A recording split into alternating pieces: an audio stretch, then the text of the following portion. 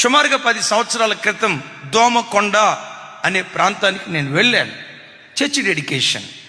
ఆ చర్చ్ డెడికేషన్లో సాక్ష్యం చెప్పడానికి దోమకొండలో గవర్నమెంట్ స్కూల్లో టీచర్గా పనిచేస్తున్న ఒక టీచర్ గారు వచ్చారు. ఆ తల్లి సాక్ష్యం చెప్తూ ఉంది. ఎలా సాక్ష్యం చెప్తుందో తెలుసా? నేను హైదరాబాద్ బోయినపల్లిలో ఉంటాను. దోమకొండ ప్రాంతానికి రావటానికి సుమారుగా 2.5 గంటల ప్రయాణం. కొన్ని సంవత్సరాల క్రితం నుంచి ఈ ప్రాంతం వైపు నేను ప్రయాణం చేస్తూ వస్తున్నాను. ఓ 10 సంవత్సరాల క్రితం ఈ ప్రాంతాల్లో ఎక్కడ వెతికినా ఒక్క మందిరం కూడా నాకు కనపడలా. నిర్జీవమైన ప్రాంతాలుగా కనపడ్డాయి. ఏ ఊరు వచ్చినా, దేవా ఈ ఊరిలో చర్చ్ ఉందా, ఈ ఊరిలో నిన్ను నమ్ముకున్న బిడ్డలు ఉన్నారా, వెతుకుతూ ఉంటా. బస్సులో కూర్చున్న 1.5 గంటల సేపు, దేవా రామాయంపేట వచ్చింది, ఒక చర్చి కూడా లేదయ్యా.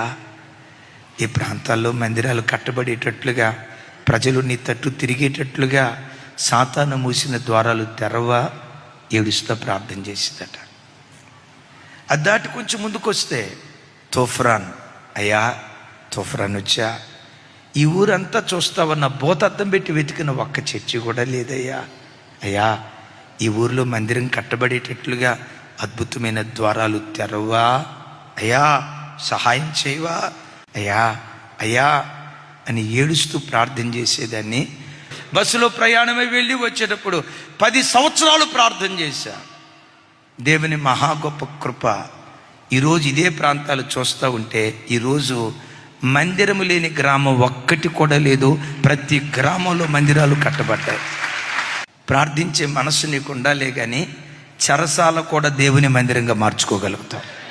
ప్రార్థించే మనసు నీకు ఉండాలే కానీ నీ చిన్న ఇరుకైన గదినే పరలోకపు భవంతిగా నువ్వు మార్చుకోగలుగుతావు.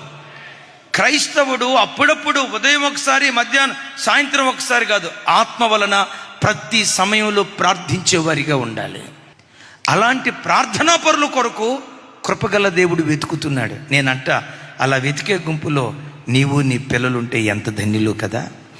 నీ ముందు ఒక వ్యక్తి కనబడితే, దేవా ఈ బిడ్డ భక్తిహీనంగా బ్రతుకుతున్నాడు, ఈ ఆత్మ నరకానికి వెళ్ళకూడదయ్యా, ఈ బిడ్డని ఎలాగైనా పరలోకంలో చూడాలి.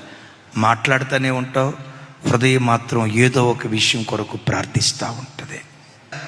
సముద్రంలో ప్రయాణమే వెళ్ళే వాడెప్పుడు ఖాళీగా వెళ్ళదు, బరువులు మోసుకుంటూ వెళ్తుంది. క్రైస్తవుడు కదిలేటప్పుడు హృదయ భారంతో కదిలేటువంటి వాడై